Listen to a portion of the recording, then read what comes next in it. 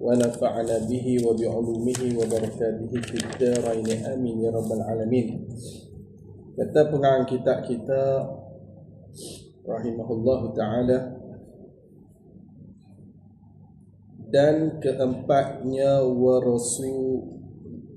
rasulihi tantuah wal yaumil akhiriyah. Muka surat 27. Nah, 27 bawah.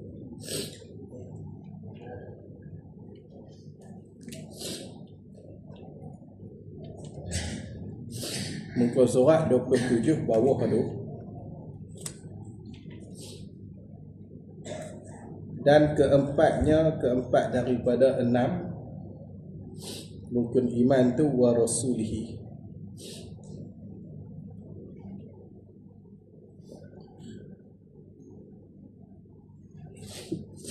Artinya percaya aku dengan segala rasulnya rasul bagi Allah. Jadi kita dah bincang ni, iaitulah rukun iman. Nama rukun iman ni dia ada 6 perkara. Jadi sebelum tu musannaf dia mendatangkan makna bagi iman dan juga Islam. Jadi iman ni bila sebut kata iman, maksud dia berkait dengan pengakuan hati kita. Adapun Islam tu dia berkait dengan menjunjungkan perintah, maksud dia dia berkait dengan amalan zahir kita. Jadi bagi iman dan juga Islam ni dia ada rukun. Cuma kat sini musannaf dia cerita dulu tentang rukun bagi iman dulu. Jadi rukun iman tu maklumlah bagi kita ni ada 6 perkara. Yang pertama amantu billah, tu kita dah lalu dah. Lepas tu wa malaikatihi, kita dah lalu dah. Wa kutubihi, dan kitab-kitabnya, hak tu pun kita dah lalu dah. Ni kita masuk pula wa rusulihi. Nah, wa rusulihi arti yang kata rasulihi itu percaya aku dengan segala rasulnya, rasul Allah. Jadi wajib kita kena beriman, kita kena mengaku di dalam hati dengan segala rasul bagi Allah Ta'ala. Jadi beriman dengan rasul ni, nah, kita beriman dengan secara ijmal dan juga secara tafsil. Beriman secara ijmal, secara borong, iaitulah kita mengaku kata adanya rasul daripada Allah, yang mana rasul ni mereka ni maksum, mereka ni terpelihara daripada dosa. Lepas tu rasul ni dari sudut bilangan dia, qaul yang asah mengatakan kita tak meletakkan bilangan rasul tu. Jadi berapa bilangan rasul tu kita serah kepada Allah. Sebab disebut di dalam Quran, Allah Ta'ala sebut kata minhum man naqsus alaika, man qasasna alaika, minhum man qasasna alaika.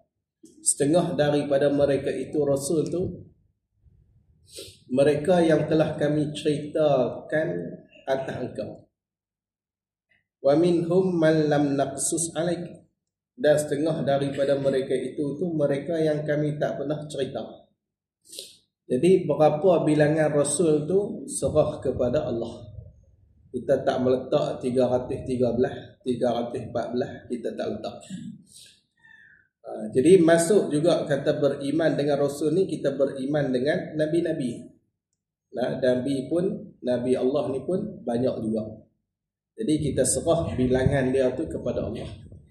Itu secara ijmal. Adapun secara tafsil, secara hurai satu persatu, wajib kita kena beriman dengan 25 orang Rasul yang disebutkan di dalam Quran. Nah, 25 ni yang maklum lah. Kita boleh nyanyi sendirilah, balik nyanyi sendiri lagi. Kalau nak tidur tu, buh selagu.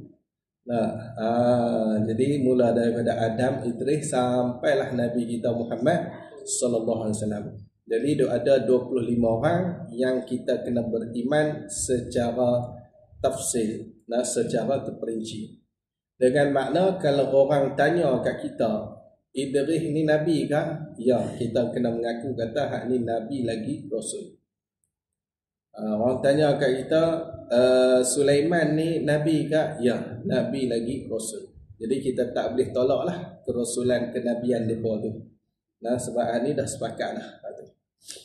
Lepas tu, tu yang kata beriman secara tafsir. Lagi dia kata, dan kelima wal yaumil akhiri. Baca wal yaumil akhiri artinya percaya aku dengan hari yang kemudian. Apa tu hari yang kemudian? Dia tafsir buatmai iaitu hari kiamat. Hari yang kemudian ni hari kiamat. Hari yang akhir. Apa akhir? Maksudnya tak ada hari dah lepas tu. Kalau sebelum ni kita ada naik matahari, terbenam matahari. Naik matahari, terbenam matahari kira satu hari. Hari itu tak ada dah naik turun macam tu matahari, tak ada lah. Jadi maka sebab tu dinamakan hari itu hari yang akhir. Jadi kita kena beriman juga dengan hari kiamat. Ni berlakunya hari kiamat. Jadi beriman dengan hari kiamat ni juga kita kena beriman dengan perkara-perkara yang bersangkut paut dengan hari kiamat. Benda-benda yang akan berlaku yang bersangkut paut dengan hari kiamat, kita kena beriman. Contoh dia bangkit di padang mahsyar. Hal ni semua kita dah cerita dah dalam kitab ni. Sebab hal ni kita pilah sepitah lalu. Lepas tu nak kena hisap, kena beriman hal tu, kena hisap. Lepas tu nak kena timbang, adanya mizan. Lepas tu naiknya titian sirat, adanya titian sirat. Adanya telaga Nabi, adanya syurga, adanya neraka. Hak tu semua tu kita kena beriman. Dia masuk dalam kata beriman dengan hari yang akhir, ataupun hari kiamat, ataupun kita kata hari akhirat. Hari akhirat. Habis hamdul. Jadi semua rukun iman ni kita dah detailkan sebelum ni. Kita dah detailkan daripada awal pun kita dah bincang dah bab rukun iman ni. Cuma kat sini musannaf dia ulang lagi lah. Nak ulang lagi. Dan keenam daripada enam tu dia kata wal qadari khairihi wa syarrihi minallahi ta'ala. Artinya percaya aku dengan qada dan qadar. Qada ni apa dah qada? Qada ni maksud dia ketentuan Allah. Ketentuan Allah sejak azali. Itu orang panggil qada. Qadar ni perbuatan Allah. Jadi apa yang Tuhan buat tu dia muafakat dengan apa yang Tuhan tentu. Hak Tuhan tentu kita boleh main mengaji malam ni, dia buat bagi kita boleh main mengaji. Contoh, Tuhan tentu kata kita ni ada, dia buat bagi kita ada. Jadi apa yang dia tentu, hak itulah yang dia akan buat. Cuma bila kata perbuatan ni dia benda yang baru. Adapun ketentuan, hak tu benda yang sedia. Sedia. Maksudnya tak ada permulaan. Tentu bezalah perbuatan dengan ketentuan. Jadi dia kata apa? Percaya aku dengan qada dan qadar. Jadi kita kena percaya, mengaku putus dalam hati kita dengan qada dan qadar. Qada dan qadar tu baiknya qada dan qadar, dan jahatnya qada dan qadar. Benda tu baik ke? Benda tu jahat ke? Baik kita kata hak baik ni apa dia? Iman. Hak jahat tu apa dia? Kufur. Hak baik tu apa dia? Hak baik tu lagi taat. hak jahat lah maksiat. Tu. Jadi baik ke jahat ke, hak tu qada dan qadar tu daripada Allah Taala. Nah, hak tu semua tu daripada Allah Taala. Kita tak boleh lari lah. Benda tu dah tentu dah. Kita ni nak mati dalam keadaan macam mana, hak di Tuhan dah tentu dah. Kita ni doa untuk mati dalam keadaan baik. Doa kita pun Tuhan dah tentu dah kata kita doa. Betul. Boleh faham lah. Kita minta doa kata umur kita ni panjang. Doa kita pun Tuhan dah tentu dah. Kalau Tuhan tak tentu, tak boleh doa kita. Betul. Boleh faham lah. Jadi apa yang berlaku ni semua daripada ketentuan Allah dan juga perbuatan daripada Allah.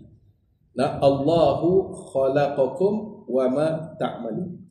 Allah yang menjadikan kamu, wa ma ta'malun, dengan mana wa amalakum, dan perbuatan kamu. Perbuatan kamu pun Tuhan buat juga.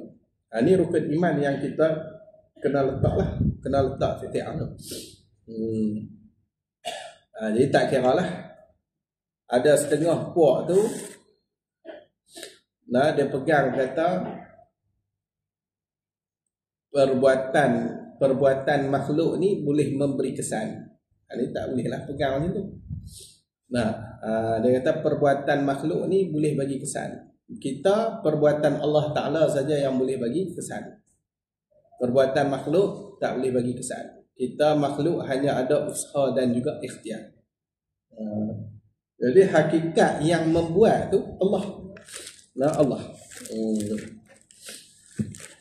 Habis, seperti yang telah terdahulu sebut sekaliannya. Jadi dah sebut dah semua.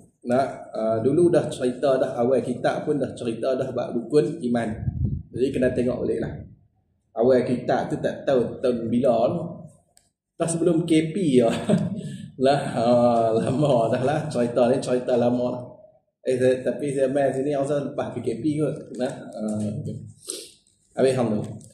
Lagi dia kata lagi, dan rukun Islam itu 5 perkara.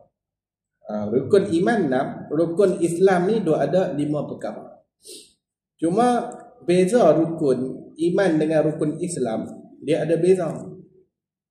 Rukun iman hak tu rukun hakiki.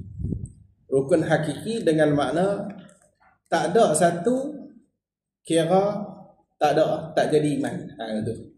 Kalau tak ada satu, tak cukup satu, ternafi iman tu. Adapun rukun Islam, hak ni orang panggil rukun urfi.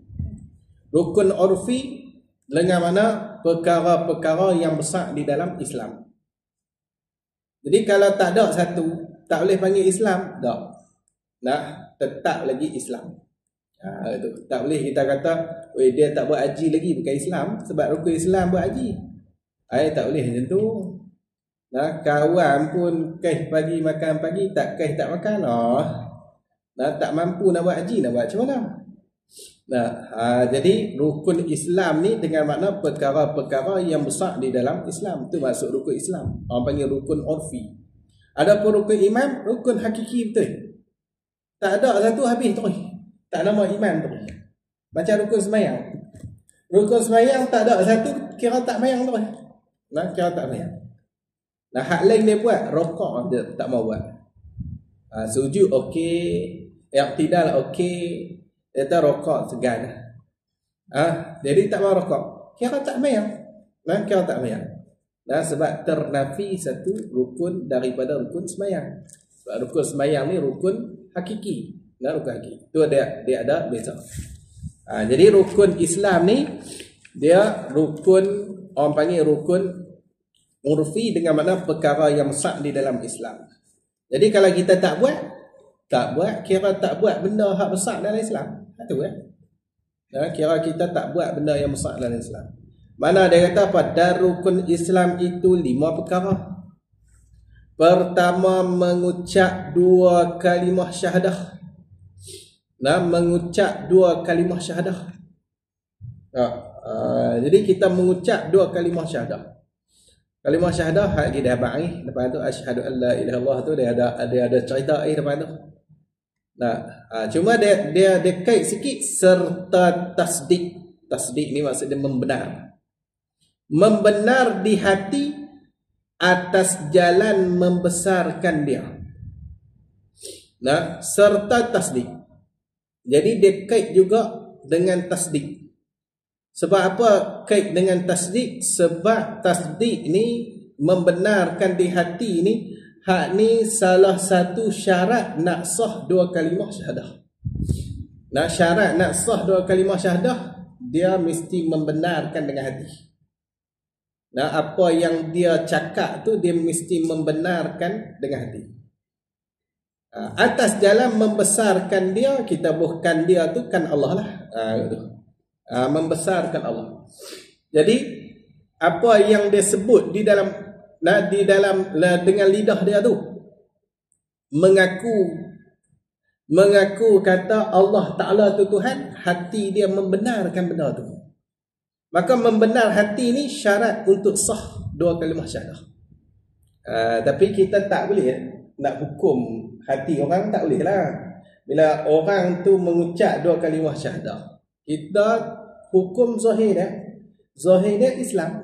Bak hati dia tu membesar ke tak membesar, hak tu dia duk kira lah. Nah, tu. Nah, cuma kita pesan siap lah. Nah, pesan siap kata hati ni pun kena membenarkan juga. Dia tak padan dengan lidah. Tapi lidah ni lah tempat kita nak hukum. Nah, tempat kita nak hukum dia ni Islam ke tak, tengok lidah dia mengucap, kita hukum dia tu sebagai Islam. Kalau dia mati pun kita buat cara orang Islam. Tanam pun tanam kubur orang Islam. Itulah. Iaitu dua kalimah syahadah mana? Asyhadu an la ilaha illallah wa asyhadu anna Muhammadar Rasulullah. Nah, itu dua kalimah syahadah. Cuma dua kalimah syahadah ni dia khusus bagi orang kafir yang nak masuk Islam. Maka dia kena mengucap dua kalimah syahadah. Adapun orang yang dah Islam, nah kita dah Islam keluar daripada perut, dari memang perut orang Islam. Islam bakar lah orang tahu tu lah. Jadi kita keluar daripada perut orang Islam. Jadi kalau gitu, adapun orang yang dah memang Islam, hak ni tak wajib mengucap dua kalimah syahadah. Kecuali dalam semayang, hak tu pasal buat rukun semayang. Nah, sebab dia termasuk dengan tahiyat. Tu. Jadi luar semayang tak wajib kita mengucap dua kalimah syahadah. Ni qaul yang muktamad lah. Cuma ada pendapat kata wajib juga kita mengucap sekali seumur hidup. Dan sekali seumur hidup, luar daripada semayang. Kalau kita tak buat, kita taklid pendapat tu, kita buat lah. Kita buat mengucap sekali seumur hidup, luar daripada semayang. Betul. Habis tu. Nah, adapun orang yang dah Islam, dia tak wajib. Orang yang kafir nak masuk Islam, hak tu wajib kena mengucap dua kalimah syahadah. Kalau tak mengucap, kita tak boleh hukum dia tu sebagai Islam, tak boleh. Nah, tak boleh. Dia kena pun dia kena mengucap. Habis tu. Nah, nak mengucap ni orang tanya pula, nak mengucap ni kena mengucap penuh lah. Cukup dengan kata la ilaha illallah Muhammadur Rasulullah. Dalam mazhab kita Syafi'i tak cukup kata la ilaha illallah Muhammadur Rasulullah. Mazhab Syafi'i dia kena sebut habis asyhadu an la ilaha illallah wa asyhadu anna Muhammadar Rasulullah. Jadi kena ucap penuh asyhadu kena ada. Nah, tu dalam mazhab kita Syafi'i. Dalam mazhab Maliki sungguh, mazhab Maliki kata cukup dah kata la ilaha illallah Muhammadur Rasulullah. Tapi kita tengok orang, kalau kawan tu nampak macam lorak sangat nak sebut asyhadu tersemuk-semuk mulut. Ni kita pendekkan, kita taklid mazhab Maliki, kita pendekkan, sebut ikut ni la ilaha illallah. Itulah. Nak tengok dia teruk sangat, nak suruh asyhadu pun tak lepas habis. Jadi kita pendekkan benda tu. Taklid mazhab Maliki. Orang nak lemah dah. Kita dah buat susah-susah pakai mati dalam leg tu. Lah ni hak mana dan kita ni kita hangau pi lah. Macam tu lah kita. Habis hang tu. Tu bab mengucap asyhadu alla ilaha illallah. Kedua daripada 5 tu mendirikan sembahyang 5 waktu. Digunakan dengan perkataan mendiri. Apa tu mendiri? Mendiri ni maksud dia buat bagi cukup rukun dan juga syarat. Tu mendiri. Buat bagi cukup rukun dan juga syarat. Kalau buat saja tak mesti mendiri lagi. Buat saja rukun tak cukup ataupun syarat tak cukup, nama buat lah, tapi tak nama mendiri. Mendiri dia mesti cukup rukun dan syarat. Benda tu jadi ya. Tu kata mendiri. Habis. Jadi kena mendirikan sembahyang 5 waktu. Ni salah satu daripada rukun Islam. Rukun Islam yang 5. Orang yang tak semayang dihukumkan dia tu bukan Islam kan? Tak. Kita tak boleh hukum macam tu. Kecuali kalau dia tolak kewajipan semayang. Dia tak semayang satu hal. Lepas tu dia tolak kewajipan semayang pula. Dia kata semayang tak wajib maka hak ni kufur sungguh. Kufur. Walaupun dia tolak satu waktu saja. Subuh dia tak semayang, lepas tu dia kata subuh tak wajib semayang, 4 lagi wajib hak ni kafir. Kafir. Walaupun dia semayang. Walaupun semayang. Jadi yang kata bab semayang ni yang boleh keluar daripada Islam bila tolak kewajipan. Tapi kalau dia tak tolak kewajipan, dia masih mengaku kata wajib, habis tu tak semayang, segan hak tu dosa lah. Berdosa. Dia nak hukum kata dia tu kafir tak boleh. Sebab tu jangan kita hukum orang tu kafir dengan sebab dia tak semayang. Kena abang kata dosa ni tak semayang ni, abang agak tu dah. Ni hang nak kapiak hai. Tekah kat kita pun. Tak boleh macam tu. Dalam hadis Nabi kata apa? Man qala li akhihi ya kafir faqad ba'a ahaduhuma. Siapa yang kata bagi saudara dia wahai kafir, dia panggil saudara dia dengan tu, saudara seagama dengan dia. Dia panggil dengan kafir tu. Hak ni Nabi kata tetaplah salah seorang daripada keduanya. Tetap dah kafir. Tetap kot mana? Kalau belah orang yang dipanggil tu memang kafir, okey, orang yang memanggil selamat. Tapi kalaulah belah kita yang memanggil belah orang yang dipanggil tu dia tak kafir, orang yang duk panggil orang kafir tu dia jadi kafir pula. Sebab tu jangan cepat kita mengkafirkan orang. Lagi dia kata lagi, tu rukun yang kedua. Jadi sembahyang tu 5 waktu lah. Ketiga, memberi zakat. Memberi zakat. Ita'uz zakah. Dengan mana i'ta, memberi zakat. Kita bagi zakat. Jadi zakat ni dia harta yang tertentu, yang dah memang dihadkan oleh syarak, yang dikeluarkan kepada golongan yang tertentu juga. Itu orang panggil zakat lah. Dia harta yang tertentu, bukan semua harta kena zakat, tak juga. Macam padi, buat padi tu kena zakat lah. Dia masuk dalam kata harta zakat. Tapi dia tak tanam padi ni, dia tanam pelam. Pelam tak payah zakat. Memang tak payah. Dia tak masuk dalam kata harta zakat. Dia ada harta-harta yang tertentu saja. Simpan mah, kena zakat semua. Ni simpan belian, tak kena. Belian bukan harta zakat. Tu kata zakat ni dia harta yang tertentu. Yang diqadarkan dengan qadar yang tertentu. Syarak dah letak dah. hak dia. Nah, bila kata padi, mana 1/10, mah 1/25, 1/40, ataupun 25 lah, 25%. Nah, tu mas, ataupun kita kata 1/40 lah, 2.5 lah. Nah, 1/40.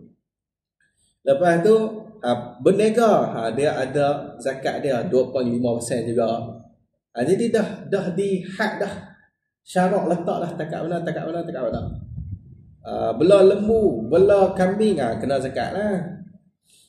Tapi nak kena zakat pun dia ada nisab dia pun. Bela kambing baru 10 ekor, tak payah zakat lagi lah. Buat akikah lah, buat korban lah. Akikah dah buat dah tu. Buat korban dah lah, masuk ayah korban, buat korban dah lah. Kalau zakat kambing, buat apa kambing baru 10 ekor lah, tak payah lagi. Jadi dia ada had yang syarak letak. Ni bab zakat dia kena mengerti. Jangan tertipu dengan orang yang orang lah ni, dia setengah tu. Dia kaki bisnes. Dia duk motivasi geng-geng bisnes ni, kena rajin-rajin lah buat pula zakat. Baru berkat harta kita, baru bisnes kita maju. Rajin buat kelak zakat guna. Zakat perniagaan pun setahun sekali. Ya, haul dia setahun sekali. Setahun sekali. Lepas tu dia ada nisab dia. Kawan ni nega pun bukannya boleh tera mana pun, boleh sikit-sikit je. Nega dia menega kecil-kecil ya, madap kena buat kelak zakat gitu, penat juga kawan.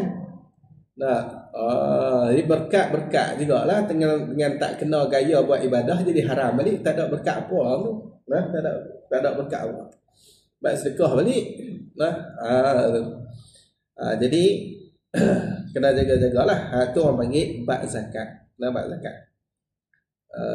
Tu bab zakat apa, lembu berapa ekor bela, unta berapa ekor. Saya kalau orang tanya saya berapa ekor nak kelak kambing jenis apa, saya tak ingat lah. Tu kena buka kitab lah. Bela unta saya ingat lah 5 ekor dia kena zakat dah. Tapi zakat tu tu tak ingat, tu binatang tu nak kira kambing besar mana apa nak kena buka zakat tu, tu memang kena buka kitab tu ya. Kita bentak bela unta mana nak ingat. Betul ke? Zakat duk hafal saja tu dak lah. Habis yang tu.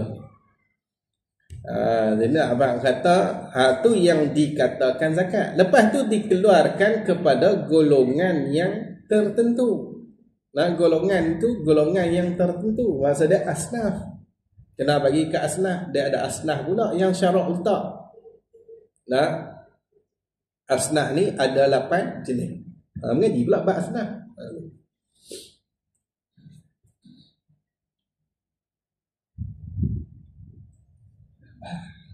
Kau mesti lah. Lagi dia kata lagi. Keempat, puasa. Puasa ni apa tu puasa? Puasa ni maksudnya imsakun al-imsaku 'anil muftirat. Maksud dia kita menahan diri daripada perkara-perkara yang membatalkan puasa. Itu nama dia puasa. Kita tahan diri. Kita tak buat benda-benda yang membatalkan puasa. Makan, minum, memasukkan sesuatu ain ke dalam rongga yang rongga yang terbuka kan. Sama ada terbuka tu asal ataupun baru buka, sama jugalah. Lagi apa lagi? Setubuh. Tu semua tu membatalkan puasa. Jadi kita menahan diri daripada perkara-perkara yang membatalkan puasa pada siang hari itu dinamakan puasa. Dinamakan puasa. Jadi puasa tu bila? Pada puasa tu puasa bulan Ramadan. Puasa bulan Ramadan.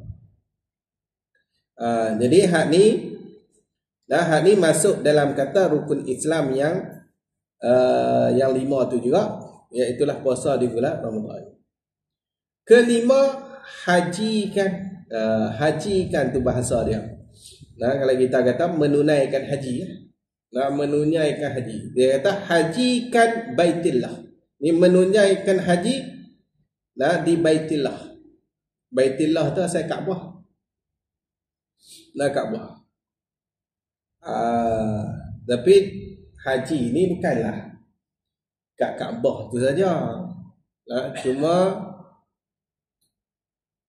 banyak dari tepi kat Kaabah lah. Kebiasaannya orang akan pergi ke Kaabah tu lah. Tapi haji bukan Kaabah saja. Lu wukuf di Arafah. Tu wukuf di Arafah. Lepas tu mabit di Muzdalifah. Muzdalifah bukan Kaabah. Lu mabit di Mina lagi, melontak lagi. Jumrah Aqabah, Jumratul Wusta, Jumratul Ula. Jumrah, melontak jumrah. Ni dia kena mengaji bab haji pula lah. Jadi nak kata kita menunaikan haji ke Baitillah. Menunaikan haji itu atas orang yang kuasa. Atas orang yang kuasa ni orang yang ada kemampuan. Kemampuan dari sudut apa? Dari sudut satu dia belanja. Nombor dua dia naik kenderaan. Orang tu ada belanja ataupun mampu naik kenderaan dan dia mampu naik kenderaan, maka hak ni wajib haji lah. Wajib haji. Kalau dia ni naik kenderaan boleh naik kenderaan. Cuma dia ni belanja tak ada. Hak ni kira tak wajib haji. Tak wajib haji. Belanja kena cukup belanja diri dia. Kalau dia nak tinggal orang hak wajib, dia kena bagi nafkah dekat dia nak tinggal lah. Kita kata dia orang Malaysia, dia nak tinggal orang hak wajib, dia bagi nafkah isteri dia ke anak dia hak wajib, dia bagi nafkah, dia kena tinggal belanja kat depa pula. Belanja dia nak pergi Mekah lagi. Lepas tu belanja kena tinggal dekat ahli keluarga dia tu, hak dia wajib bagi nafkah tu. Maka bila dia mampu untuk naik kenderaan, mampu untuk belanja tu, maka ketika tu wajib buat haji. Wajib buat haji. Tapi kalau tak mampu naik kenderaan, tak wajib lah. Nak buat macam mana? Tak mampu lah. Dia pun duduk tidur atas kati lah. Lumpuh sebelah badan lah. Sebelah badan ni tak mawek terus lah. Nak pergi lagu mana nak naik bukan kata naik kapal terbang, naik kereta pun teruk lah. Jadi hak jenis tak mampu naik kenderaan macam ni tak wajib lah. Betul. Habis hang tu. Tu bab haji. Tapi kalau orang tu hak tak sah kita cerita yang kata mampu dari sudut belanja dan juga naik kenderaan. Hak tu bagi orang yang duduk jauh daripada Mekah. Adapun orang yang dekat dengan Mekah, dia dengan Mekah tu tak sampai 2 mahalah. Tu maksud dekat lah. Tak sampai 2 mahalah pun. Dia nak pergi buat haji tu tak sampai 2 mahalah pun. Maka hak ni dia wajib buat haji walaupun tak boleh naik kenderaan, jalan kaki pun kena pergi. Kena pergi. Sebab dekat kan dia. Tak sampai 2 mahalah, jalan kaki lah. Tu boleh jalan kaki lah.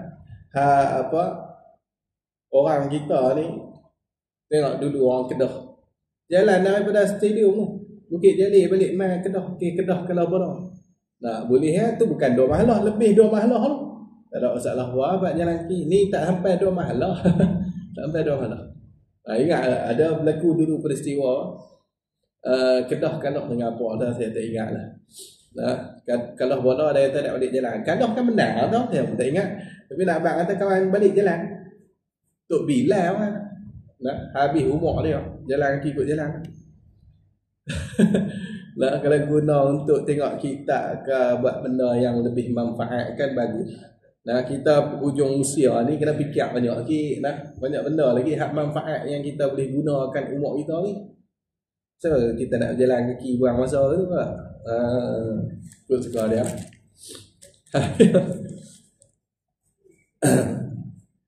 Tu kata masalah rukun yang kelima iaitu hajikan Baitillah atas orang yang kuasa. Dan rukun syahadah. Rukun syahadah, rukun mengucap 2 kalimah syahadah itu 4 perkara, berimpun 4 perkara. Kena berimpun 4 perkara. Pertama daripada 4 tu, mengisbatkan zat Allah, menyabitkan zat Allah. Baru nak sah syahadah. Allah ni ada.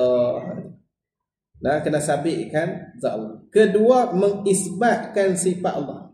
Tuhan ni kuasa, Tuhan ni satu, Tuhan ni ada. Ada tu sifat lah. Dan lagi dia kata apa? Ketiga, mengisbatkan af'alullah. Af'al ni maksudnya perbuatan.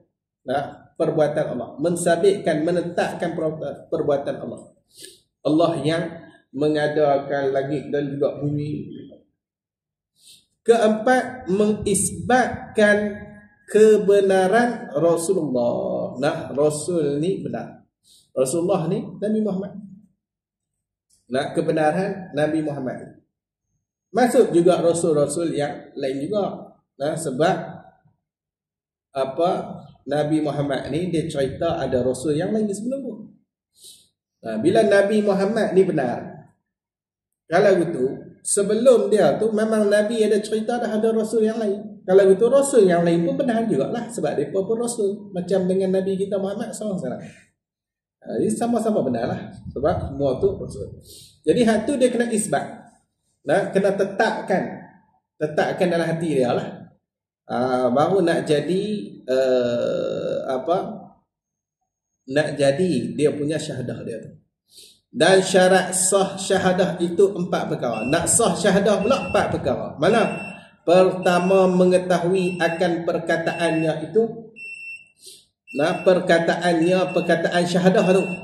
Perkataan bagi syahadah tu lah, mentauhidkan Allah. Dia tahu kata ni mentauhidkan Allah. Bila kata tiada Tuhan melainkan Allah, Allah saja Tuhan. Allah satu benar. Allah satu. Dia faham benda tu. Aku mengaku bahawasanya tiada Tuhan melainkan Allah. Allah saja Tuhan. Kalau itu, satulah Tuhan. Hak lain tak ada lah Tuhan. Dan mengisbatkan risalah. Risalah ni maksudnya kerasulan. Sifat bagi Rasul, tu nama dia risalah. Diri Rasul, Rasul lah. Diri dia orang panggil Rasul. Sifat dia risalah. Risalah. Jadi kita sabitkan sifat kerasulan tu bagi Nabi Muhammad. Bila kita kata Nabi Muhammad, Nabi Muhammad ni Rasulullah, Muhammadur Rasulullah. Nabi Muhammad tu Rasulullah. Jadi kita isbatkan, kita sabitkan Rasul tu kepada Nabi kita Muhammad SAW. Baru nak sah kita punya syahadah kita. Kedua, mengikrar. Mengikrar ni maksudnya mengaku. Mengakukan dengan lidah dengan 2 kalimah syahadah itu. Dia kena mengaku dengan lidah 2 kalimah syahadah itu. Mengaku tu, mengikrar tu bagi orang yang kuasa. Kuasa ni kuasa untuk mengaku dengan lidah. Kalau dia tak mampu dengan makna dia bisu, hak ni dia isyarat je. Isyarat. Guna bahasa isyarat dia. Silap lah guna hak bahasa isyarat dia lah. Hak memang menunjuk kata, dia mengaku kata Allah Ta'ala tu Tuhan, Nabi Muhammad tu Rasul. Tapi orang yang mampu untuk bertutur, hak ni dia kena bertutur dengan lidah lah. Iqrar dengan lidah, mengaku dengan lidah. Tapi kalau dah bisu, hak tu tak payahlah, dia kira orang yang tak mampu. Dia kena guna bahasa Arab kan? Ya, kena guna bahasa Arab. Boleh nak terjemah. Kalau tak boleh bahasa Arab, baru terjemah. Dia tak boleh Arab, tak boleh pi dia. Lambat tak boleh nak sebut. Jadi kita pun ikut akulah, cakap Melayu lah. Bahasa Melayu tak apa. Aku bersaksi, aku mengaku bahawa tiada Tuhan melainkan Allah. Nabi Muhammad itu pesuruh. Aku mengaku juga bahawa Nabi Muhammad itu pesuruh Allah. Semua ikut betul lah. Ingat orang kalau meminta nak masuk Islam, kita kena bercepat. Tu kena ingat. Ikutlah member-member kita daripada apa geng Cina ke apa ke yang tak Islam lah. Cina yang tak Islam ni kawan baik kita lama lah. Dia tak nak masuk Islam je kita kena cepat. Kena cepat. Tak boleh buat lambat-lambat. Kalau kita lambat, kita yang terkeluar daripada Islam. Sebab apa? Sebab kita dikira redha dia tu kafir. Kita dikira redha dengan kafir dia. Bila redha dengan kafir, kafir kita. Sebab tu kita kena cepat. Jangan lambat-lambat. Dah minum dulu pergi habis. Kita sembang lain lah. Dah lah order dulu. Makan nasi dulu. Tak boleh tu. Sak nak tekan ni Facebook lah. Nak buat live. Nak buat kemas halu. Konten dia halu lah. Tak ada kira begitu. Jangan buat macam tu. Jadi kena cepat-cepat. Bila orang nak masuk Islam, terus ya. Ajak terus. Lepas tu dia kata apa? Ketiga, mentasdikkan dengan hati. Ini nak sah. Nak sah bagi syahadah tu mesti mentasdik. Mentasdik ni membenarkan dengan hati. Membenarkan mana? Membenarkan makna dua kalimah syahadah tu. Tuhan tu satu, Nabi Muhammad tu Rasul. Kena benar dengan hati dia. Kena membenarkan benda tu. Lepas tu dia kata lagi, keempat, diamalkan dengan segala anggota. Anggota dia tu amalkan. Amalkan apa yang dia mengaku tu. Maka ketika tu dikira sah lah dia punya syahadah dia. Dan yang ni perkara yang membinasakan merosakkan syahadah itu empat perkara. Ni hak merosakkan syahadah pula. Tak banyak kita ayat ni. Imam duk tanya tak ada tak baru lah. Dan dah lah. Kau bulan satu kita mulai tak baru lah. Bulan 10 lah. 10, 11, 12. Lah 10, 11, 12.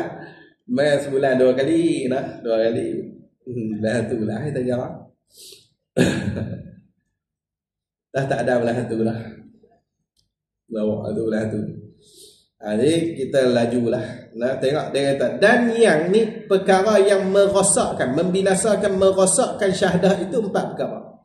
Pertama, menduakan Allah. Ini rosak kita punya syahadah dia. Menduakan Allah. Dengarlah kita i'tiqad kata Allah ni dua ataupun Tuhan ni berbilang. Kalau tak dua, 3, 4, 5 sama lah. Sebut dua tu kan saya nak jadi 3 lalu ikut dia. Nak jadi 3 nak jadi 4 semua lalu ikut 2 tu sebutlah 2. Tak ikut tahu. Mendua tak boleh, meniga boleh. Mana boleh. Jadi apa Kristian 3, Tuhan Pak, Tuhan Anak, Tuhan Mak lah. Itu Kristian tak salah, meniga bukan. Sebut mendua ni sebab nak jadi 3 lalu ikut 2. Nak jadi 4 pun lalu ikut 2. Kalau 2 tak boleh, 3 lagi tak boleh. 4 lagi tak boleh. Gitulah. Jadi kita menduakan Allah. Mengaku kata Tuhan yang berbilang. Kedua, syak hatinya. Syak, ragu-ragu. Hati bagi seorang tu akan Allah. Dia ragu-ragu, Tuhan ada tak ada, Tuhan ada tak ada. Duk ragu kat Tuhan ni. Hak ni batal dia punya syahadah dia. Terkeluar daripada Islam. Ketiga, menyengkai. Menyengkai ni maksudnya syak je. Syak, duk sengkar-sengkar. Syak mana? Dirinya daripada kejadian Allah. Betul ke Tuhan buat aku ni? Duk main syak macam tu. Betul tak betul Tuhan buat? Jadi diri kan? Hak ni duk main syak macam tu, boleh jadi batal kita punya syahadah.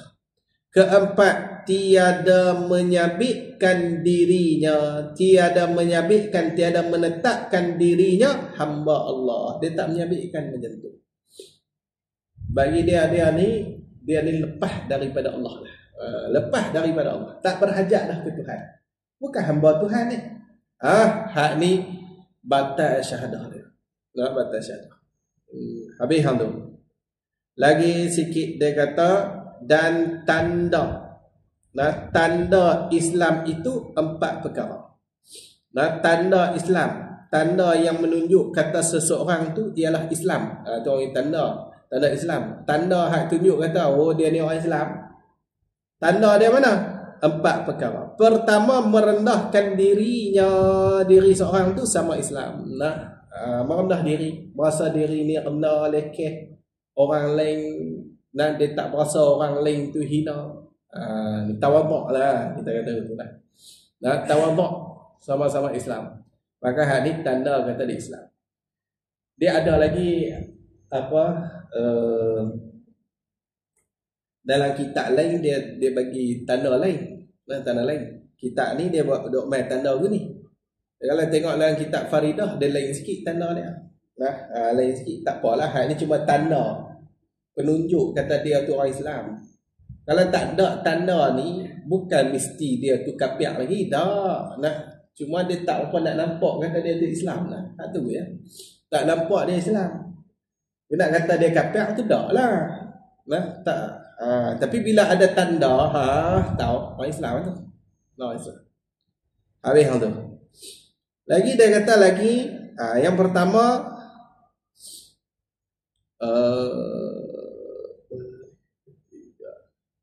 jadi hak pertama tanda Islam pertama merendahkan dirinya sama Islam. Kedua, suci lidahnya daripada dusta. Bersih, maksud dia tak bohong lah. Tak cakap bohong. Tu dia nak lah. Kan Nabi kata tanda munafik ni 3. Satu dia cakap bohong. Cakap 10, 11 tak boleh percaya. Hak ni berat. Sampai orang tak nak percaya. Orang berfikir 4 kali. Betul dia ni habang ni. Betul ke? Ni bahaya benda ni. Jadi bila orang tu cakap betul apa semua, kira ada tanda Islam kat dia. Tanda orang Islam ada kat dia. Cakap tak bohong dia. Ketiga, suci perutnya daripada yang haram. Maksud dia tak ambil benda yang haram. Tak ambil benda yang haram. Tu yang dia nak tu. Jadi bila dia duk ambil yang halal, dia jaga makanan apa semua tu, ada tanda Islam ni kat orang ni. Ada tanda Islam. Tapi bila dia makan hak halal saja, mesti dia tu Islam tak? Tak lagi. Kalau orang kafir dia makan halal semua. Babi pun tak makan dah. Dia tak makan babi. Dia tak kira arak tak minum. Lepas tu dia Islam tak juga. Cuma tanda tu ada kat dia. Tanda. Tapi nak kata dia Islam tak lagi. Dia kena mengucap. Kena mengucap. Dia orang Islam tak ada tanda ni, kira Islam juga. Cuma tak ada tanda. Tak ada tanda. Penanda tu tak ada. Lagi dia kata lagi, keempat, suci badannya daripada tamak dan loba sama. Tamak dengan loba tu. Suci badannya daripada tamak. Maksud dia tak ada perangai tamak dia. Tamak ni berasa tak cukup. Tamak ni kadang dia tamak dekat makan. Kadang tamak kat bercakap, kadang tamak kat harta. Dia macam-macam tamak lah. Selalunya dia berasa tak cukup lah. Ni orang panggil tamak. Dia tak berasa tak cukup. Dia nak habis. Hak orang pun dia nak kat dia, hak dia pun dia nak ambil kat dia. Hak dia telak lah. Hak orang pun dia nak. Hak ni tamak lah. Tamak. Tamak ni dia berasa tak cukup. Sebab tu huruf ta, mim, ain tu dia huruf yang berongga. Kalau kita ngaji bab huruf ni dikira 3 huruf ni 3 huruf yang berongga. Ni isyarat kata orang yang ada penyakit ni dia berasa tak cukup. Sebab dia rongga dah, dia terbuka, rongga yang terbuka. Dia berasa tak cukup. Kira nak belakang. Ini orang panggil tamak dan loba. Habis hantu, ketahuilah olehmu bermula yang muktamadnya bahawasanya iman itu tasdik pada hati jua, wallahu a'lam.